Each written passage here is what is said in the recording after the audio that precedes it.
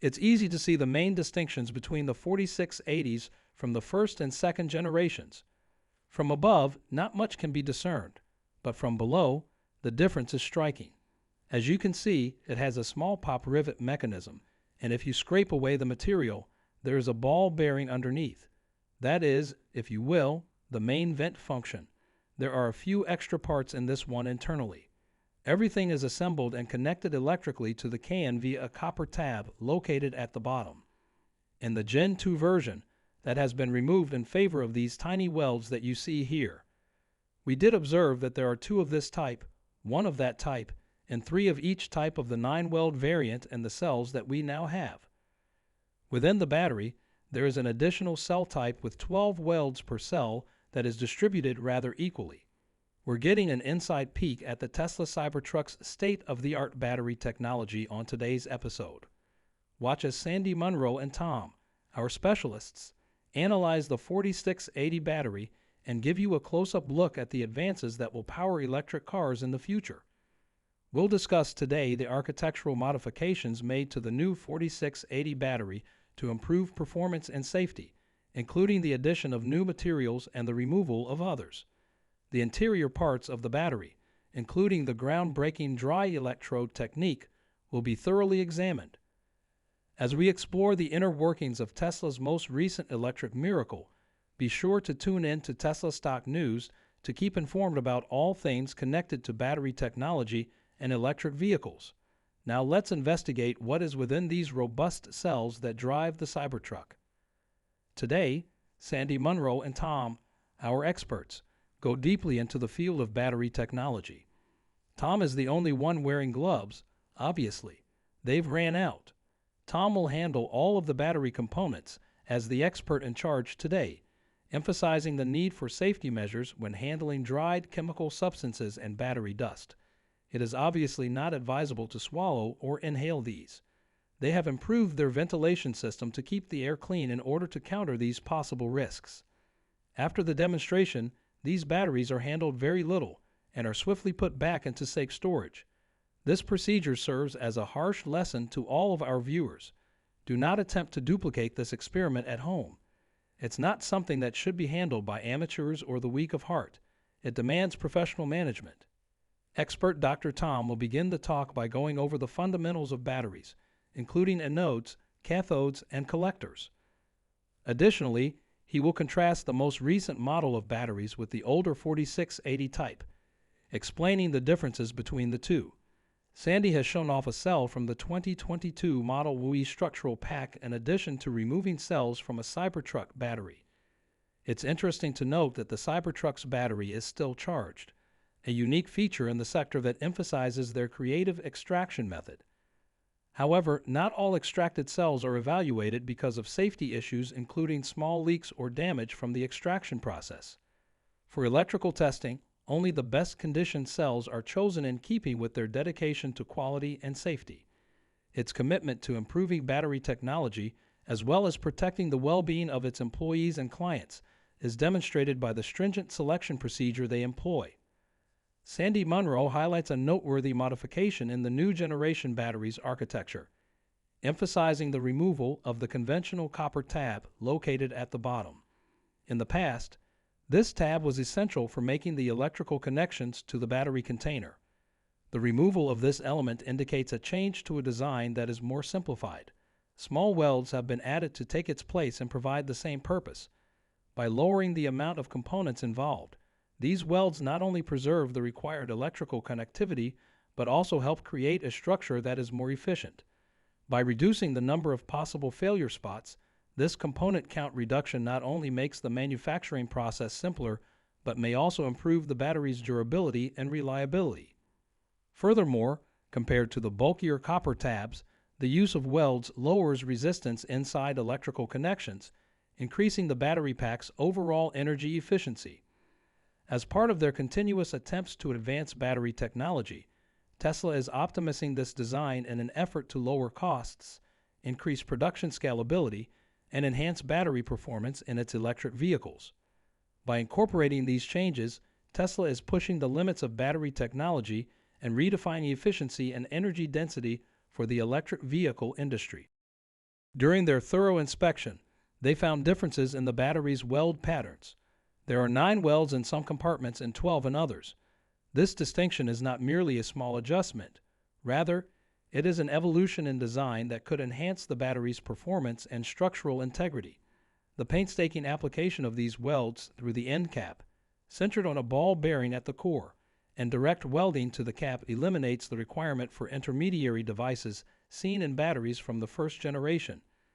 In addition to lowering expenses and the number of parts, this simplification increases the volume inside the cell, which may improve energy density, a crucial component of battery performance. In order to give you, the viewers, authentic and verifiable information, our experts are eager to evaluate the audacious claims made by Tesla claiming advances in energy density. They examine the internal workings of the cell in greater detail, focusing on the configuration known as the cathode's floral tab, which gathers tabs from the anode side's jelly roll. This novel design allows for a larger contact area, which lowers the risk of overheating and increases the cell's capacity to withstand higher power levels. Examining the ingredients of these jelly rolls, Sandy identifies important variations in the way the first and second generations used materials. Notably, continuous attempts to optimize battery materials for improved performance and sustainability are shown in the cathode side's reduction of cobalt, which is now mostly made of nickel.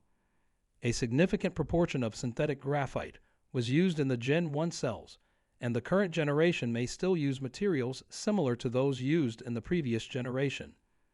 Sandy Munro and Tom stress the importance of the separator in battery technology as they wrap up their thorough investigation. Although the separator can seem like an ordinary part at first, it is actually very important to the battery's operation and safety. The cathode and anode, the 2 main reactive components of the battery, are positioned between this thin layer, which is frequently composed of a porous polymer. The separator's main job is to keep the cathode and anode from coming into direct contact, which could cause electrical shorts and disastrous battery failures. It is designed to endure the operational demands of the battery and hold its integrity for the course of the battery's life, despite its thinness. The separator successfully reduces the possibility of short circuits, which are hazardous and may cause serious malfunctions or fires. This is accomplished by maintaining the distance between the electrodes. The separator also makes it easier for the ions in the battery to travel, which is vital. It permits ions to move through the electrolyte, a conductive chemical medium, from one side of the battery to the other. In order for the battery to store and release energy during its cycles of charging and discharging, ion transfer is essential. Because of its porous structure, the separator can effectively carry out this task while preventing any physical contact between the electrodes. Therefore, by permitting ion movement, this component not only enhances the battery's electrical performance, but also serves a defensive purpose by guaranteeing the physical separation of the battery's reactive components. Because of its 2 purposes, the separator plays a crucial role in the efficiency and safety of contemporary batteries, underscoring its significance in the architecture of the battery as a whole. Sandy and Tom stress the significance of these technological developments and how they could completely transform the electric vehicle market. Their knowledgeable analysis makes sure the audience is aware of these significant advancements by offering insightful commentary on how battery technology has evolved over time. On Munro Live, Sandy Munro and Tom continue their in-depth analysis with a focus on the battery's separator. Even though it seems to be fairly identical to earlier iterations, our specialists are carefully examining it to verify any minor variations. Another important component, the electrolyte, is also being examined. They've been watching it attentively, but they haven't done a thorough investigation to find any possible variations yet. Keeping an eye on the cathode or positive terminal, it resembles earlier models nearly exactly with its dime-shaped tab and rubbery gasket on top. But Sandy observes that from casual study, the Cybertruck's battery component appears to be a little more delicate. Although it has been difficult to extract cells for testing without creating leaks or dents, more thorough testing is confidently planned because of their shown skill. Our specialists go over the fundamentals of lithium-ion battery mechanics and explain how batteries charge and discharge. Ions are gathered at the anode, which is usually composed of graphite, during charging, and they return to the cathode to provide power during discharge. The battery's functionality and longevity depend on this cycle. One important finding from their investigation is that the next generation cells anodes have silicon, which was not present in the Gen 1 versions. This modification probably helps to raise energy density, which is a crucial component of battery performance. Additional distinctions that may further increase energy density are also being explored, with a particular emphasis on verifying the existence and significance of silicon as suggested by the producers. Turning our attention to the metal composition of the battery, Sandy raises an intriguing concern regarding the lack of manganese. Generally speaking, there are three main elements that are examined in a battery that contains metals: manganese, cobalt, and nickel. The main purpose of cobalt is to put out flames. Given that these batteries contain cobalt and nickel, but not manganese, they seem to be a little different. Cobalt is traditionally used with nickel and cobalt to assist prevent fires, enhancing the safety aspects of batteries. The removal of manganese from the new designs implies a deliberate decision, probably related to the development of the dry electrode method, which has been applied to the cathode and anode of the most recent cells with success. It is thought that this process improvement has a major impact on the overall efficiency and design of batteries. Lastly, our professionals look into the special safety characteristics of the battery's end cap. Intended to control high pressure, a metal reinforcement with pop rivet-like attaching mechanisms is included with the cap. What's more, it features two vent functions that are intended to relieve pressure safely under specific situations. To tackle extreme situations, a bigger portion of the cap can separate and operate as a secondary vent. An essential component of the design that guarantees safety under operating stress conditions is the dual vent system. We looked at the structural and functional modifications made to the new generation of batteries, paying special attention to the removal of copper tabs for better welds and the addition of silicon to the anode for higher energy density. We talked about the enhanced design features of the battery, which are related to the developments in the dry electrode process.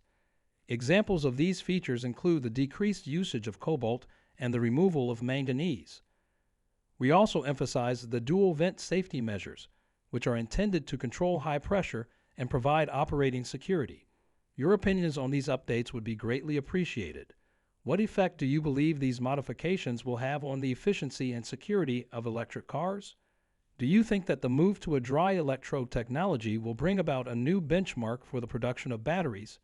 Give today's podcast a thumbs up if you thought it was enlightening, and don't forget to subscribe to Tesla Stock News for more.